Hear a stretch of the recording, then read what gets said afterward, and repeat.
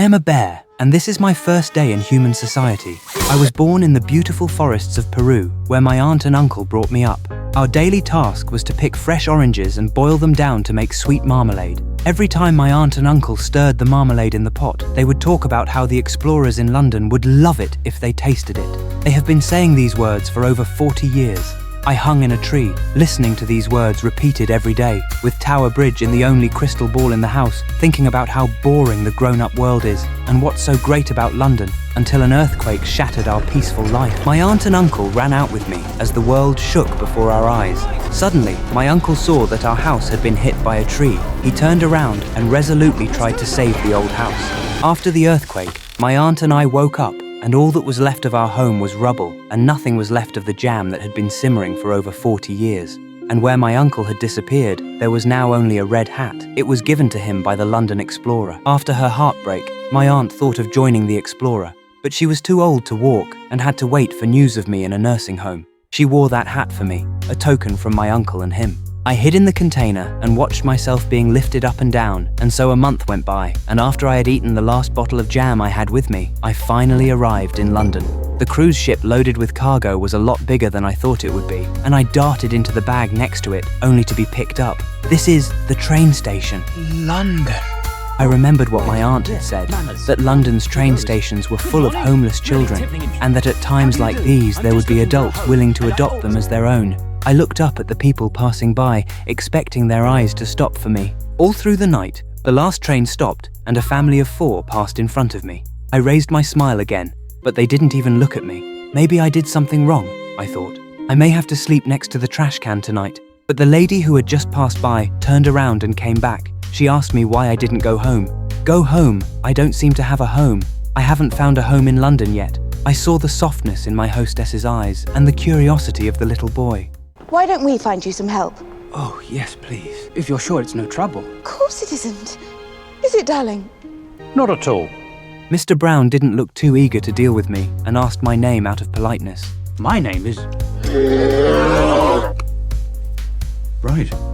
You try it.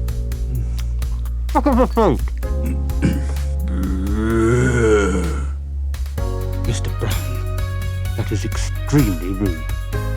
Unfortunately, humans aren't very good at reading my name yet.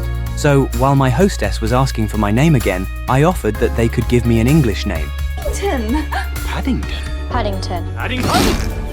Sorry. On this day, in London, I had my home. In front of me were skyscrapers I hadn't seen before. The floors of my home were different from the grass of the forest, and the stairs went round and round like I was gliding through the trees. I don't recognize any of the things in the bathroom.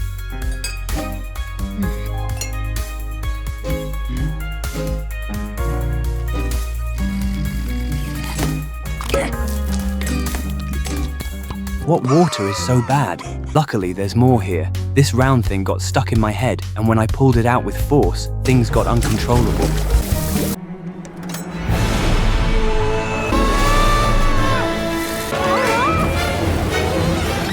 Nice weather for the ducks. Hiding in the attic, I started writing home. London is not how we imagined it.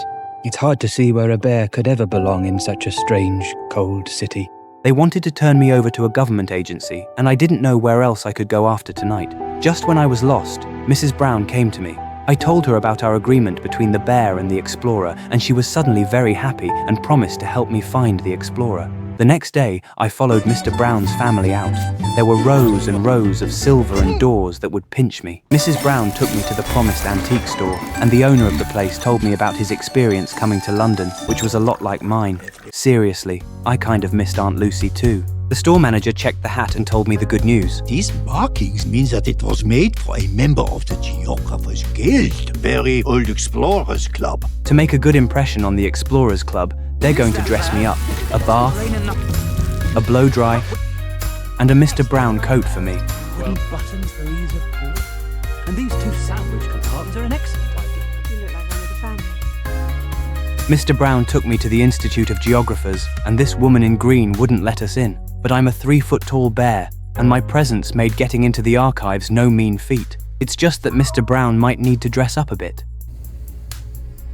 Finally, we blended into the archives, and there were 200 of them in the explorers who had been to Peru file. The lady was really lying to us. I started going through them one by one, finally found some clues. Mr. Brown also coped with the inspection, and now we could leave. Mr. Brown, I found something. It's brilliant. Now let's put these back and get out of here. However, the sandwich I used for emergencies jammed the system, and we had to get out of there before the alarm went off. The video that was playing on the television was my home, the Peruvian forest. Our house was there, and it was like I could smell the trees in my house, as if our mysterious home was still there, and the earthquake was just a dream. At the end of the video, I found the name of the explorer, Montgomery Clyde. I was suddenly very sad to leave Mr. Brown's family behind. Mr. Brown liked to keep his stationery neatly arranged, and Mrs. Brown always had something strange in her bag when she wrote her novels. I've also taught Judy the language of bears, and she pronounces it very well. I'm sure in a little while she'll be able to communicate normally with us bears. I was starting to get close to the Browns, but there was an accident that day. An elephant, with the body of a snake, shot at me. I hid, trying not to startle it with my breath. It left after making a mess of the house, but the Browns thought I was the one making the mess. The trust between us is gone again, and Mr. Brown thinks it's safer to send me away. In the attic, I listened to their conversation, and I thought that it was time to leave. I put back on the sign my aunt had left me. I was a homeless bear again. It is true that a gentleman in London keeps food in his hat for emergencies, and it never stops raining at night. The coat Mr. Brown had given me was soaked through. I set out in search of an explorer. I'm looking for Montgomery Clyde. I'm sorry, mate. I'm Morgan Clyde. Name after name was scratched off the paper, and finally I knocked on the door of the last house. Hello. I'm looking for Montgomery Clyde. Well, that's my father. He once told my aunt that if ever we came to London, we'd be welcome. And I suppose I hoped he might give me a home. But I can do that. Miss Clyde says she's going to take me to a very nice place, and I'm going to have to listen to her in order to have a second home in London. It's a very pretty building, and there are lots of animals I haven't seen in Peru, and I politely say hello to them, but none of them responded to me. Next, she told me a secret. Her father, when he first returned from Peru, was disqualified from membership in the society for not bringing back a specimen. In other words, originally, my uncle was supposed to be made into a specimen. 40 years ago, my uncle escaped because of Mr. Clyde's kindness, and now Miss Clyde is going to complete her father's unfinished business. I'm going to stuff you, bear.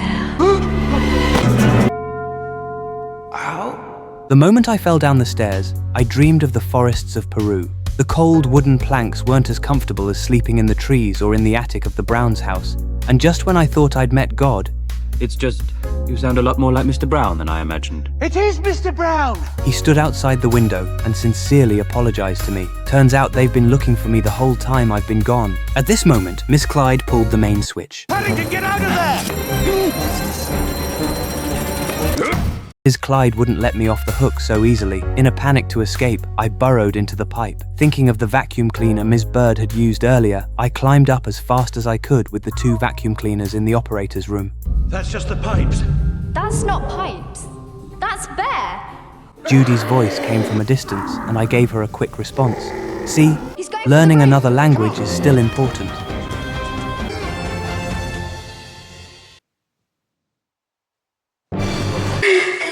We've got you. Thank you. Later, I became a family member of the Brown family. I started boiling my best jam at home, and they all loved I it. think every home should have a marmalade day. Especially a bear. Paddington Bear has found a home in London, and this is my story.